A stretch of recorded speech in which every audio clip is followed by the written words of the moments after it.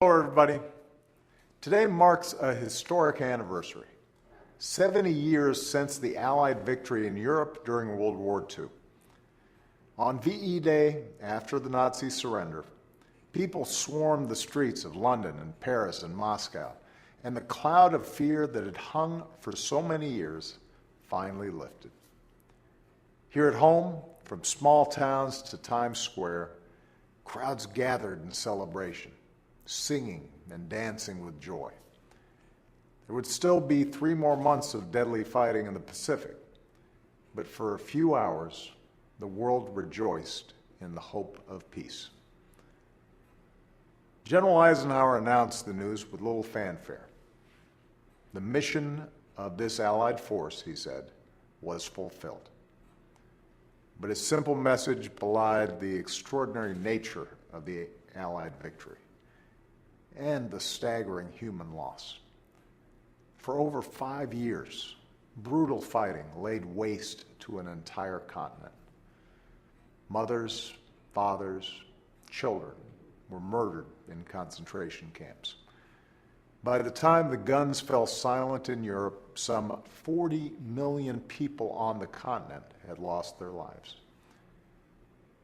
Today, we pay tribute to all who served. They were patriots, like my grandfather who served in Patton's army. Soldiers, sailors, airmen, Marines, Coast Guard, Merchant Marines, and the women of the WACs and the Waves and every branch.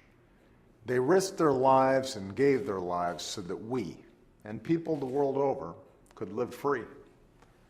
They were women who stepped up in unprecedented numbers, manning the home front, and, like my grandmother, building bombers on assembly lines. This was the generation that literally saved the world, that ended the war and laid a foundation for peace. This was the generation that traded in their uniforms for a college education so they could marry their sweethearts, buy homes, raise children, and build the strongest middle class the world has ever known. This was the generation that includes heroes like the Tuskegee Airmen, the Navajo Code Talkers, and the Japanese Americans of the 142nd Regiment, and who continued the fight for freedom here at home, expanding equality and opportunity and justice for minorities and women. We will be forever grateful for what these remarkable men and women did, for the selfless grace they showed in one of our darkest hours. But as we mark this 70th anniversary, let's not simply commemorate history. Let's rededicate ourselves to the freedoms for which they fought.